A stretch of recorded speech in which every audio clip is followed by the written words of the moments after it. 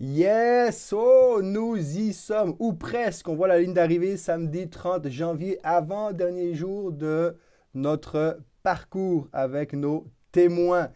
Oh là là, j'ai un week-end assez chargé et pour ces raisons d'horaire personnel, j'ai dû préenregistrer le 21e et dernier témoin. C'était le seul moyen que j'avais trouvé pour m'assurer que vous puissiez recevoir ce dernier témoin demain. Je vous avertis, c'est un clip qui est un petit peu plus long, 24 minutes 04, c'est normal, c'est la clôture. Et oui, je sais, idéalement, pour ceux qui aiment bien les chiffres, idéalement, ça aurait été bien d'avoir pour le groupe 21 en 2021 le dernier clip, une clôture de 21 minutes, mais non, ça sera 24-04. Donc, c'est pour vous dire, lorsque vous allez l'écouter, assurez-vous d'avoir au moins une demi-heure devant vous pour pouvoir bien profiter de ce qui va être dit et l'écouter sans être dans le stress du temps. Aujourd'hui, nous sommes avec les femmes, Hébreux 11, les versets 35 à 38. Je ne le lirai pas au complet. Nous avons vu hier, j'ai souligné que la foi est utile dans 5 sphères ou situations de vie de tous les jours. Nous avons vu que la foi est utile pour rentrer dans la terre promise ou dans notre héritage, pour renverser des royaumes ou le règne de la chair. Et j'ai envie d'ajouter, et du diable, évidemment. Utile pour retrouver force et vaillance, autrement dit d'être renouvelé dans nos forces physiques, spirituelles, psychologiques, etc. Aujourd'hui, les deux derniers points que j'aimerais regarder avec vous, c'est que la foi est utile pour réveiller ce qui est mort. Parce que nous voyons au verset 35 que des femmes retrouvèrent leur mort par la persécution. Et on sait clairement que ça fait allusion à la résurrection de la fils du fils de la veuve de Sarepta dans chapitre 1 Roi, chapitre 17 à partir du verset 8 avec le prophète Élie.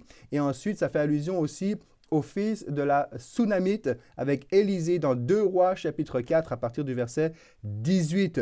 Donc, c'est vraiment quelque chose de fort. Et oui, la foi est utile aussi pour réveiller ce qui est mort aujourd'hui. Elle est utile pour nous approprier des promesses futures, pour combattre les oppositions intérieures, pour vivre les moments actuels, et ça fait partie des moments actuels, mais aussi pour réveiller ce qui est mort aujourd'hui. Et je ne parle pas simplement au sens littéral du terme de ressusciter un mort, même si Dieu peut faire ça encore aujourd'hui, mais la foi est utile pour vivre des choses extraordinaires de la part de Dieu. Le règne de Dieu descend aujourd'hui, ici et maintenant dans ta vie et accomplit quelque chose de miraculeux, extraordinaire, hors de l'ordinaire. Mais dans ces versets-là, il n'y a pas que ça. Le dernier point, c'est que la foi est utile pour résister malgré les atrocités de la persécution, de la torture physique, psychologique. Il y a toute une nomenclature, description de ce qu'est la persécution dans les versets que nous avons aujourd'hui, versets 35 à 38. Quelques-uns que je relève, en fait, je les ai relevés, c'est être livré au tourment. Ils ont été livrés au tourment, moquerie, fouet, enchaînés, prisonniers, lapidés, sciés en deux. En passant la tradition, selon la tradition, il semblerait que Ésaïe, le prophète Ésaïe, aurait été scié en deux. Quelle horreur, mais quelle horreur. Scié en deux, torturé, tué par l'épée, traité en paria, maltraité, persécuté. C'est terrible, terrible. Ces derniers versets, même s'il nous en reste encore deux à regarder, ça c'est pour demain, versets 39-40 pour demain, mais ces avant-derniers versets nous donnent quelque chose, une information intéressante. Encore une fois, l'équilibre, où Dieu accomplit des choses et des fois non. Et j'ai envie de dire que ces quelques versets nous rappellent que Dieu ne déplace pas toujours la montagne dans la mer. Dieu ne déplace pas toujours la montagne dans la mer, mais il nous donne la force et la mesure de grâce nécessaire pour supporter l'épreuve, pour persévérer dans la souffrance. Et parfois, Dieu nous appelle simplement à persévérer dans la souffrance en gardant les yeux fixés sur lui. Hier, on l'a vu, deux prophètes dans leur même période de temps, exactement, Uri et Jérémie, il y en a un qui est épargné et l'autre qui ne l'est pas. Mais ce qu'il nous faut retenir à travers cette liste d'Hébreux 11 et à travers cet appel à déployer notre foi, c'est que cette foi n'est pas limitée dans son utilité, mais quoi qu'il en soit, ils ont toujours gardé les yeux fixés sur Jésus. Que leur montagne à eux se soit déplacée dans la mer ou non, qu'ils aient subi l'épée ou non, ils ont gardé leur confiance en Jésus. Et c'est ça que nous devons retenir.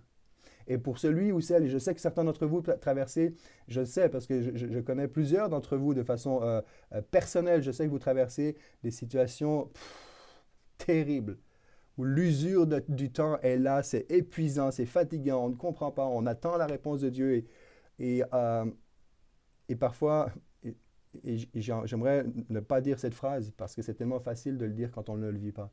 Mais parfois, le Seigneur nous appelle à persévérer dans la souffrance. Ça ne veut pas dire que ça va être toute la vie, mais je crois aussi, par contre, parce que je vous connais aussi personnellement, où quelques-uns d'entre vous m'avaient donné ce témoignage en disant, eh bien, c'est juste fou parce que la situation n'a pas changé, mais je me sens porté. La situation est toujours la même, mais j'ai une mesure de grâce qui est là. Et de voir vos cœurs reconnaissants. Et tu vois, le fait que tu persévères, malgré tes douleurs, tes souffrances, tes défis, c'est comme si ça n'arrête jamais, c'est vague après vague, après vague, après vague. Il y en a une qui arrête, il y en a une qui recommence. Eh bien, ta vie m'édifie. Ta foi, c'est sincère, ta foi m'édifie, m'émerveille, au même titre que si j'avais un mort qui ressuscitait devant mes yeux. Pour moi, il n'y a pas un miracle plus grand que l'autre, parce que c'est l'œuvre de Dieu. Et dans tout ça, Dieu se glorifie. Dieu se manifeste. Alors, persévère, lâche pas, sois encouragé. On ne peut pas terminer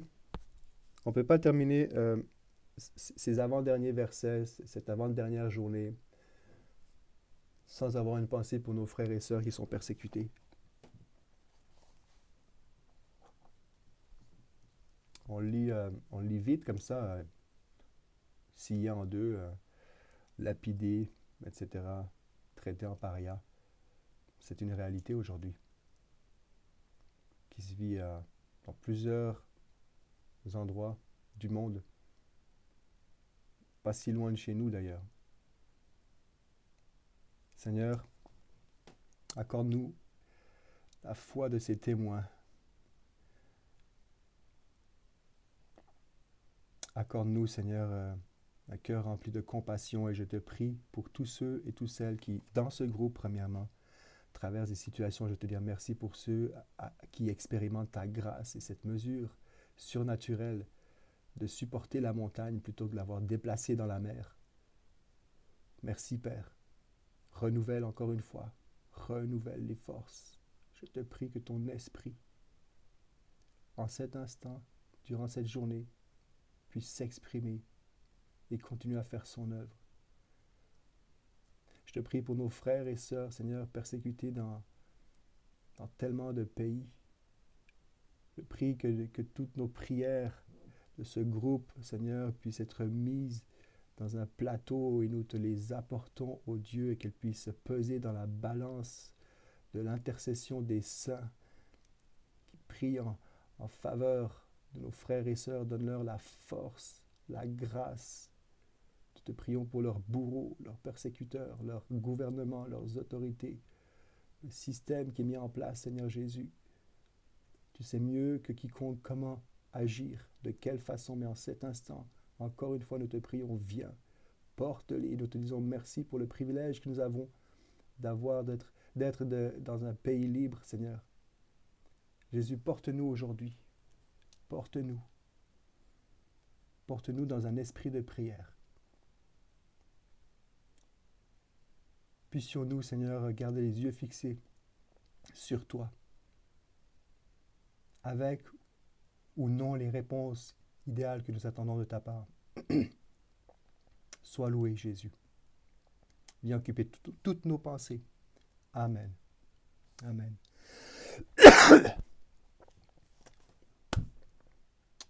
Bonne journée. Allez, à demain. Ciao, ciao.